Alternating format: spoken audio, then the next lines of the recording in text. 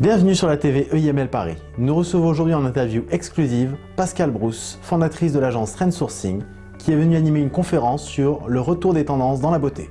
Pascale Brousse pour l'EIML Paris.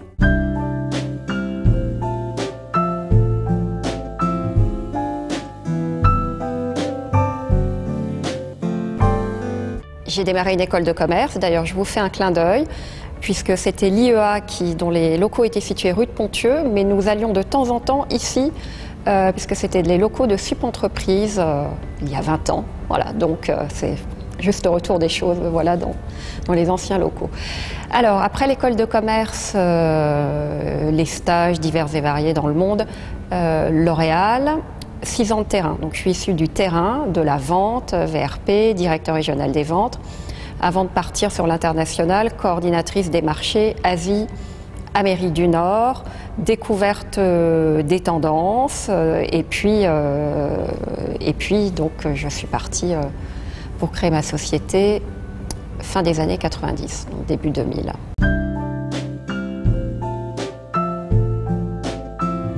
Alors à la base, il y a mon parcours donc chez L'Oréal, et puis au-delà de la beauté, je me suis vraiment spécialisée dans ce que j'appelle la santé globale.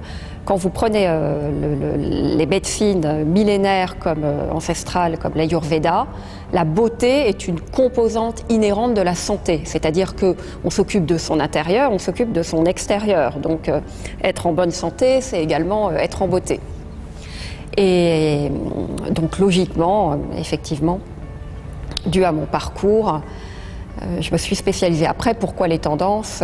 Ça, c'était effectivement pour l'œil, en fait, hein, en étant dans les pays du temps de L'Oréal, les personnes dans les filiales, que ce soit en Corée, au Japon, aux États-Unis, c'est elles qui m'ont dit que j'avais un œil pour repérer ce qui se passait avant, que j'arrivais avec... je leur montrais des lieux, des produits elle me dit nous on vit là, on les connaît pas, voilà. C'est là où j'ai découvert que c'était un métier et le message que j'aime bien faire passer, c'est que nous avons tous un talent, tous.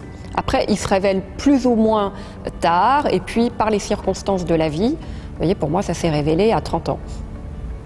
Avant, moi, je croyais que tout le monde voyait ce que je voyais. Eh bien non.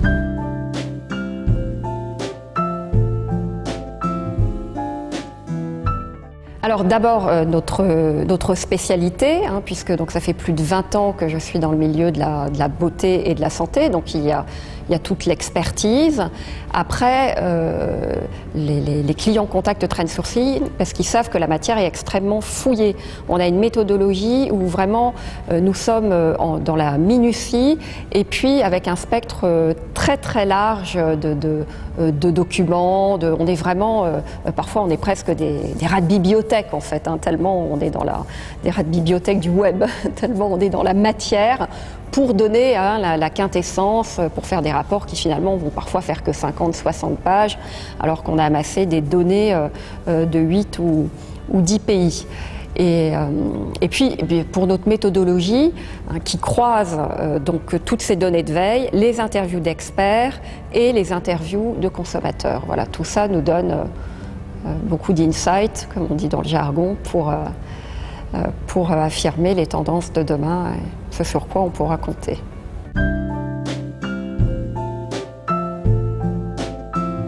C'est une bonne chose puisque le luxe vraiment est un des rares secteurs qui est en croissance et encore pour pas mal d'années à venir.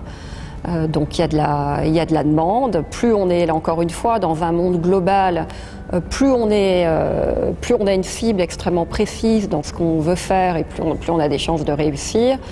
Donc en intégrant une école spécialisée dans le luxe, on s'offre déjà un parcours établi.